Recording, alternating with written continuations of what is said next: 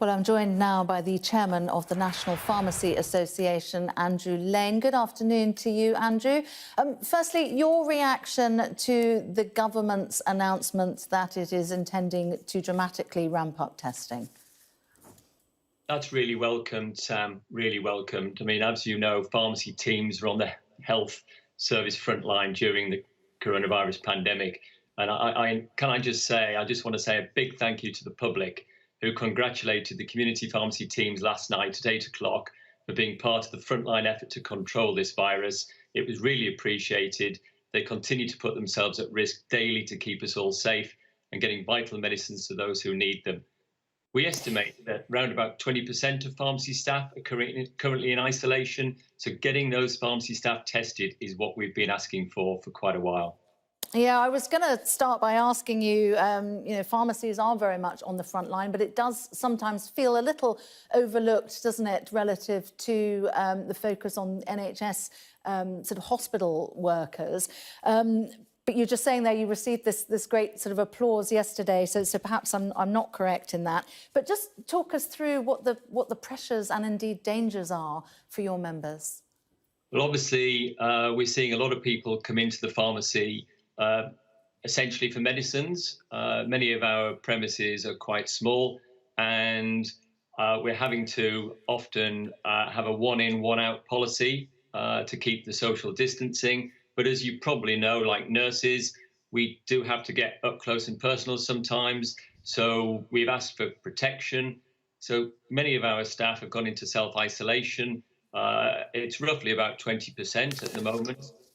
So we really need those staff testing, because as the frontline workers are depleted, clearly there's extra pressure on those who remain, and some in self-isolation may not have the virus. So the sooner we get that testing to those frontline workers, the better, so we can get them back to work for the public.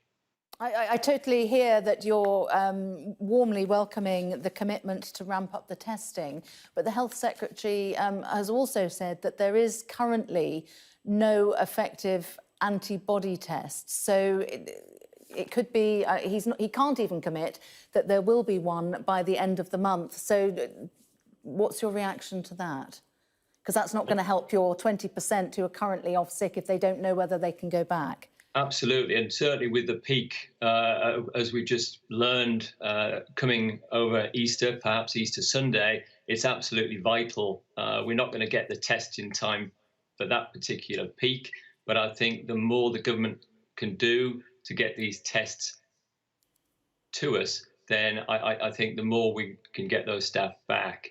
I think it's really difficult. Clearly, the government have got a problem in terms of making sure that the tests are accurate. The last thing you want is for someone to have a blood test, and have a false reading, and it just will create more confusion than is needed. So Matt clearly is absolutely spot on when he says that. And Andrew, just trying to understand the logistics. I mean, if you've got 20% of pharmacy staff who can't currently work, and how do you manage to keep sufficient number of pharmacies in the right locations open for people to get the drugs, not just to alleviate COVID symptoms, but indeed people's normal medications? What's involved in keeping that show on the road? Yeah, it really is, Sam, a massive logistical nightmare for us. So we've got locality teams who are working quite closely with their local commissioning groups and NHS England local teams to coordinate volunteers, for example, to help with some of the deliveries. We're now looking at making sure that our pharmacy teams get some respite as well. Clearly, there are some big breaks coming for them. But at the moment, what we're finding is that they're doing 14, 15-hour days, and that's not sustainable, of course. So we really do need to get some of those out there back to work, and the testing is the only way of achieving that, really. OK, well, Andrew, really good of you to take the time to talk to us on Sky News. We applaud everything that you and indeed your members are doing as well in the fight against coronavirus. Thank you very much. Oh, you're welcome, Sam. Thank you.